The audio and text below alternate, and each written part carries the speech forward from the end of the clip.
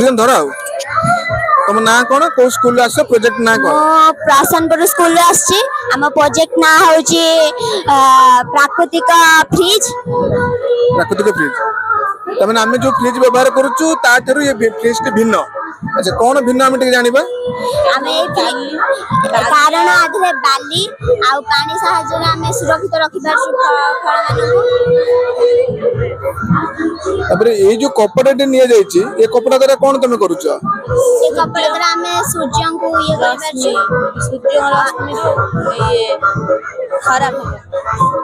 सूर्य किरण कपड़ा पर पड़ पार ना ताले ये जो तुम नहींच प्राकृतिक फ्रिज टी ये जो पनीपरिया गुड़िक नहींच फलमूल सब नहींच ये केते दिन पर्यंत संरक्षण हो रही पार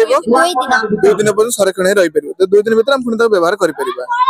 अच्छा तब ये जो नहींच फ्रिज आ द्वारा हमर कोन परिवेश पई किछि बेनिफिट होची।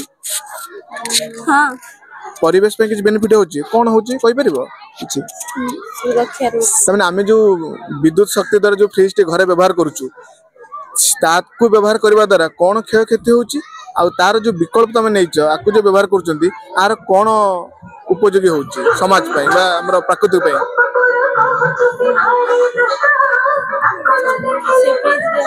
हां अच्छा हम मोर प्रश्न बे होची आमे जो घरे जो फ्रिज व्यवहार करचंती विद्युत शक्ति द्वारा